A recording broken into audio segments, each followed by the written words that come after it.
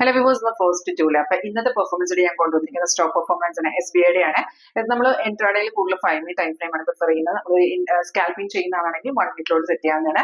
അപ്പൊ നമുക്ക് ഇതിനകത്ത് ഇൻട്രാഡേയിൽ നമുക്ക് ഒറ്റ ട്രേഡേ വന്നിട്ടുണ്ടായിരുന്നു. ഒരു 10 മണിക്ക് ശേഷം വന്ന ട്രേഡ് നല്ലൊരു മൂവ്മെന്റ് തന്നൊരു ട്രേഡ് ആയിരുന്നു. അപ്പൊ നമുക്ക് സോഫ്റ്റിനകത്ത് ഇങ്ങനെ സ്റ്റോക്കുകൾ ആഡ് ചെയ്തിടുവാണെന്നുണ്ടെങ്കിൽ സിഗ്നൽ വരുമ്പോൾ തന്നെ നമുക്ക് നോട്ടിഫിക്കേഷൻ ഇത് ഫുൾ ഓട്ടോമാറ്റിക് ആണ്. ട്രേഡ് മാത്രം നിങ്ങളിപ്പോൾ ഏത് ബ്രോക്കറാണ് യൂസ് ചെയ്യുന്നത് അതിൽ തന്നെയാണ് ചെയ്യേണ്ടത്. അപ്പൊ ഈ ഒരു സോഫ്റ്റ് യൂസ് ചെയ്യുന്ന ട്രേഡ് നിങ്ങൾക്ക് ഇത് കാണാൻ ഒരു ലൈവ് ഡെമോൺസ്ട്രേഷൻ അറ്റൻഡ് ചെയ്യാൻ താല്പര്യമുണ്ടെങ്കിൽ എന്നെ കോൺടാക്ട് ചെയ്തോളൂ.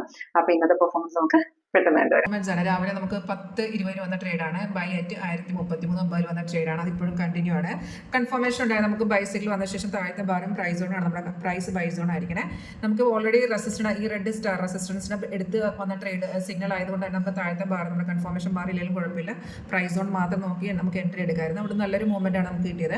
സോഫ്റ്റ് നമുക്ക് സിഗ്നൽ തരുമ്പോൾ തന്നെ മൂന്ന് ടാർഗറ്റ് നമുക്ക് കിട്ടും. അതുപോലെ സ്റ്റോപ്പ് ലോസ് ഉണ്ടാവുക. സ്റ്റോപ്പ് ലോസ് ട്രെയിലിംഗ് ആണ്. അതായത് മാർക്കറ്റ് കയറുന്നതോട് സ്റ്റോപ്പ് ലോസ് ട്രെയിൽ ചെയ്ത് വരും.